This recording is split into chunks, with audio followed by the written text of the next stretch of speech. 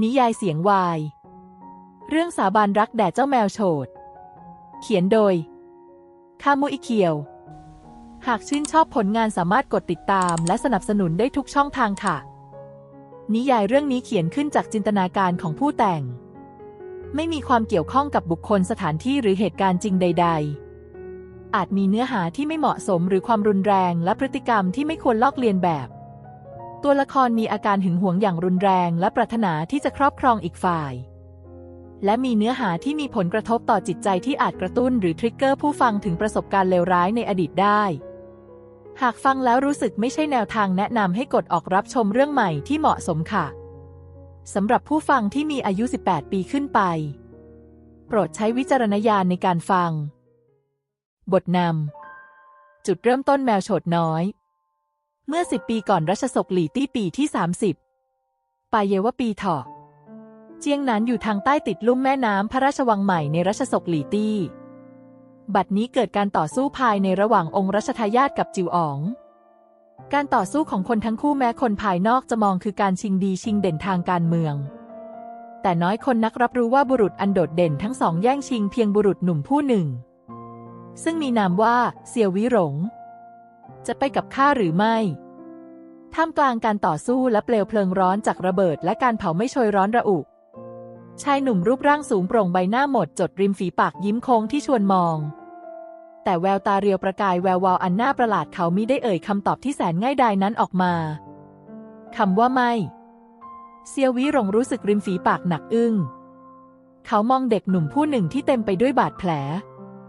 ดวงหน้าที่งดงามได้รูปและแววตาหงแดนเฟิ่งเหยียนสูงส่งคู่งามจ้องมองอย่างคาดหวัง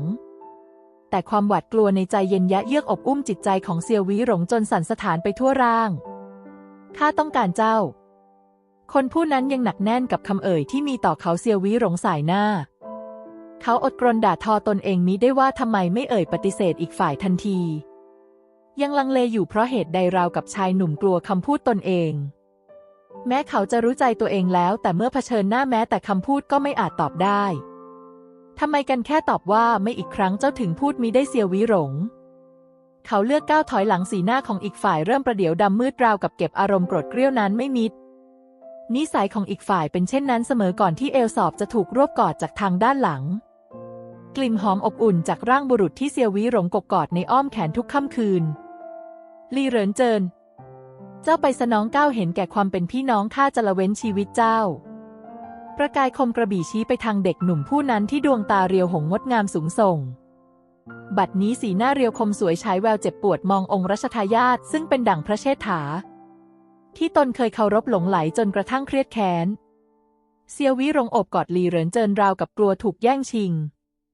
เหลียวมองไปทางเด็กหนุ่มที่มิรู้ว่าคิดเช่นไรริมฝีปากบางสวยเม้นเข้าหากันแน่นอีกฝ่ายแสดงแววตาชิงชังอย่างน่ากลัวแสดงถึงความโหดร้ายในแววตามิปิดบังจนเซียววิหลงเหงื่อกายผุดบนหลังคอขาวคนผู้นี้มีอิทธิพลต่อร่างกายของเขาจนมิอาจลบล้างค่ำคืนที่โชยไปด้วยเปลวเพลิงร้อนระอุนั้นจิวอ๋องได้รับบาดเจ็บสาหัสและถูกทหารคนสนิทพาตัวหนีออกไปได้ลี่เหรินเจินมิได้ส่งคนไล่ตามความสัมพันธ์ระหว่างพวกเขาพี่น้องนั้นได้สิ้นสุดลงและเริ่มต้นวันใหม่ของชีวิตภายในวังหลวงของเซียววิหลงรัชสกหลี่รั่วปีที่9เยเว่ปีฉลูยามค่ำคืนตำหนักหยวนเถาราชองครักประจำตัวพากันยืนเฝ้ายามตามหน้าที่คืนนี้เป็นคืนเดือนมืดทำให้การเฝ้ายามต้องจุดครบเพลิงเพิ่มความสว่างไสวช่วงนี้กำลังทำศึกสงครามกับชาวชนเผ่าตาตาที่รุกคืบอยู่ทางตอนเหนือพื้นที่เก่าแก่ในจงหยวนเดิมจักรพรรดิพระองค์นี้เตรียมตัวยึดจงหยวนคืนทำให้ช่วงศึกสงครามนี้ผู้คนจึงจดจ่อไปทางการศึกเสียแต่ภายในวังหลวงยังคงเตรียมทหารราชองครักอย่างเข้มงวดเสมอแม้จะมีช่วงหนึ่งที่ต้องยืมกำลังทำภารกิจหน้าที่สำคัญตามแผนการที่องค์จักรพรรดิหนุ่มวางแผนไว้คืนนี้เป็นคืนที่กองกำลังที่ถูกส่งไปทำภารกิจจะได้ทยอยกลับเช่นกันหากค่ำคืนนี้มีโจรบุกเข้าพระราชวังก็อาจทำได้มิแปลกแต่มันคงไม่ง่ายดายถึงเพียงนี้เพราะลี่เหรินเจินควบคุมทุกอย่างภายในวังหูตากว้างขวางผู้ใดคบหาผู้ใดล้วนมีรอดหูขององครักษ์เงาแต่ทว่าก็คงนึกไม่ถึงว่าจะผิดพลาดได้เช่นกัน สายลมพัดควันจากเปลวเพลิงรุมโหมกลิ่นควันน่ารำคาญจนทำให้คนที่เฝ้ายามสำลักทว่าจู่ๆร่างกายพลันชาขึ้นมาจนหาสาเหตุมิได้ราชองครักษ์รวมถึงองครักษ์เงา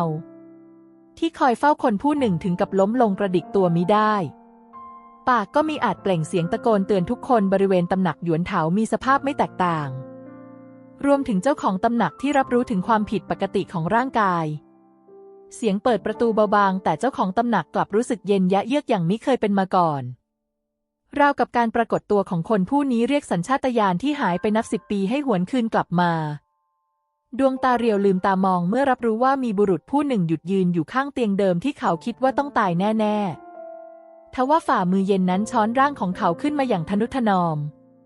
เจ้าพ่ายผอมลงมากเซียววิหลงตัวแข็งค้างภายในใจมิอาจตอบได้ว่ารู้สึกเช่นไรความรู้สึกมากมายมิอาจกลั่นเป็นคำพูดได้เขาเองก็พูดอะไรออกมาไม่ได้อีกฝ่ายกระชับอุ้มแล้วรีบเดินออกมาจากห้องนอนก่อนจะพาร่างของเซียววิหลงกระโดดขึ้นกำแพงด้วยวิชาตัวเบาอ้อมแขนแข็งแกร่งกลิ่นอายเยือกเย็นเย้ายวนที่ห่างหายไหล่กว้างมากกว่าแต่ก่อนความสูงคงมิอาจตอบว่าเท่าไหร่แต่รู้สึกว่าคนผู้นี้เติบโตขึ้นอย่างมากพวกเขาทั้งสองเหมือนมาหลังรูปปั้นหินเปิดกลไกพร้อมบานประตูลับที่เปิดออกบุรุษหนุ่มเข้าไปก่อนจะปิดบานประตูจากด้านในแล้วหายตัวไปใช้เวลาไม่นานนักจึงโผล่ขึ้นมาอีกแห่งยังป่าที่อยู่ห่างไกลจากวังหลวงที่นั่นมี2 บุรุษหนุ่มยืนคอยอยู่แล้วพอเห็นผู้เป็นนายขึ้นมาคนทั้งคู่ต่างมองหน้าแล้วเตรียมประจำที่อย่างรู้งานนับตั้งแต่นี้ไปขอให้พวกเจ้าโชคดีเขาอุ้มเซียววิหลงขึ้นหลังม้าสีขาวตัวหนึ่งก่อนจะหันมามองคนทั้งคู่ที่ผสานมือทำความเคารพเซียววิหลงแม้ขยับตัวมิได้พูดมิได้แต่ได้ยินและมองเห็นบรรยากาศเก่าอบอุ้มในจิตใจพะยะค่ะองครักษ์ทั้งสองตอบน้ำเสียงมั่นคงราวกับว่าจากนี้ต่างคนต่างมิอาจได้พบกันอีกก่อนจะขึ้นมาแล้วควบออกไปแยกทิศทางกันทำให้บุรุษหนุ่มรูปร่างสูงใหญ่ขึ้นมาทีหลังประคองเซียววิหลงให้นั่งพิงอกแกร่งของตนดีๆแล้วควบม้าออกไปอีกทิศทางหนึ่งหายไปในเงามืดพอใกล้รุ่งสางภายในราชวังวุ่นวายอีกครั้งพร้อมกับการหายตัวไปของเซียววิหลงข่าวนี้ทำเอาหลี่เหรินเจินที่ประชุมแต่ศึกสงครามกลับมายังห้องพระอักษรถึงกับหัวหมุนวางเวรยามไว้อย่างแน่นหนารวมถึงราชองครักษ์มากฝีมือก็ยังมิอาจรอดพ้นเขาซึ่งอยู่ในฐานะจักรพรรดิมิอาจออกอาการรัวเร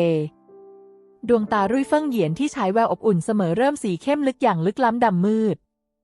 จนองครักษ์ข้างกายเหงื่อการผุดพรายจนใบหน้าซีดเผือกสัมผัสกดดันของจักรพรรดิที่ได้ชื่อว่าบ้าคลั่งหลี่เหรินเจินรู้ว่ามีผู้ใดอาจหาญต่อเขาเท่ากับพระอนุชาที่เคยแตกหักน้องก้าวคราวนี้ชีวิตเจ้าเจิ้นมีอาจละเว้นได้อีกมือหนากำแน่นก่อนจะทุบลงแท่นบัลลังก์ทองระบายโทสะแม้ใบหน้าคมเข้มแฝงความได้รูปงดงามจะนิ่งมิได้แสดงอาการออกมาแต่แววตาเลือดเย็นยิ่งนักหากจะเปรียบความโหดเหี้ยมเย็นชาตั้งแต่กำเนิดคงหนีไม่พ้นห่วงตี้หลี่เหรินเจินตั้งแต่ครองราชมายาวนานกว่า9 ปีกำจัดขุนนางที่ต่อต้านตนถอนรากถอนโคนผู้ที่ขัดขวางพระประสงค์ของจักรพรรดิหนุ่มจนผู้อื่นเกรงกลัวคงยังหลบหนีไปได้ไม่ไกลจัดคนสืบข่าวอย่าได้รีรอกล่าววาจาทุ่มลึกแต่กระแสเสียงสร้างความหวาดหวั่นให้แก่ทุกคนที่ยืนอยู่ภายในห้องพระอักษรองครักษ์น้อมรับคำสั่งแล้วรีบออกไปจากห้องอยู่ไปคอของตนไม่ปลอดภัยเป็นแน่หลี่เหรินเจินทอดพระเนตรออกไปยังนอกห้องทรงพระอักษรแววตาเลือดเย็นความกรุ่นโกรธภายในใจมิได้หลุดพ้นออกมาความเมตตาที่เคยให้ไว้ครานั้นคงมิอาจหยิบยื่นให้ได้อีกไปตามหมอหลวงใหญ่มาพบเจิ้นพะยะค่ะฝ่าบาทมู่กงที่ยืนรับใช้ข้างพระองค์น้อมรับคำสั่งร่างของคันธีใหญ่จึงได้รีบไปถ่ายทอดคำสั่งต่อหมอหลวงผู้ได้ชื่อเป็นอัจฉริยะทั้งที่อายุยังน้อยจบบทนำเรื่องนี้เกี่ยวกับการที่นายเอกอย่างเซียววิหลงตายแล้วย้อนเวลากลับมาเกิดใหม่ในร่างเดิม